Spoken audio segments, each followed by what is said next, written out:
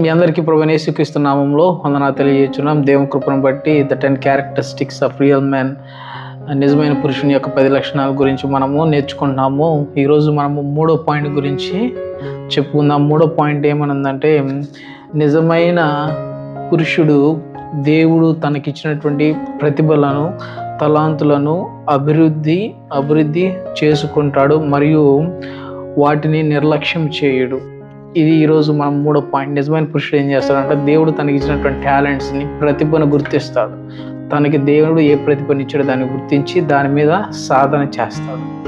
ఎందుకు ఈ మాట చెబుతున్నానంటే, నేను రీసెంట్గా ఇన్స్టాగ్రామ్లో ఒక రీల్ చూశాను. ఒక రీల్లో ఒక బ్రదర్ ఒక మోటివేషన్ ఇస్తున్నాడు. నీకు మీ అమ్మ మీ నాన్న కన్నారు, పెంచారు, పెద్దోళ్ళు చేశారు, చదివిపించారు, ఇంకా నువ్వు మీ నాన్నోడి మీద ఆధారపడతావా?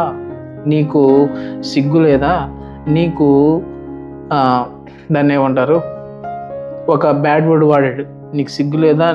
నీ మీద నీకు అసహ్యం వేయట్లేదా? నీలో ఉన్న టాలెంట్ని ఏదో గుర్తించు, దాని మీద నువ్వు సాధన చెయ్యి, అప్పుడు నీ కాళ్ళ మీద నువ్వు నిలబడతావు అని చెప్పి ఒక బ్రదర్ యొక్క వీడియో ఇన్స్టాగ్రామ్లో చూశాను. అట్లానే ఈ సిరీస్ చదువుతున్నప్పుడు ఆ వీడియో నా మైండ్లో స్ట్రైక్ అయింది. అది మాత్రమే కాదు, కానీ బైబిల్లో మనం చూసినట్లయితే నిజమైన పురుషుడు ఏం చేస్తాడంటే, తనకున్నటువంటి తలాంతుని గుర్తిస్తాడు.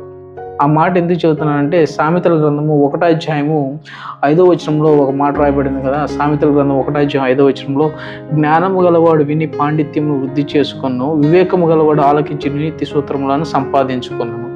జ్ఞానము గలవాడు విని పాండిత్యమును వృద్ధి చేసుకుంటాడు, వివేచన గలవాడు ఆలకించి నీతి సూత్రాలు సంపాదించుకుంటాడు. ఎందుకంటే నీ టాలెంట్స్ నువ్వు గుర్తించాలి. నీ టాలెంట్స్ నువ్వు గుర్తించడం వల్ల ఏం చేస్తావు? నీ కుటుంబాన్ని పోషిస్తావు, సమాజంలో ఒక ఆదర్శం గల వ్యక్తిగా ఉంటావు, ఒక ఉన్నత స్థానంలో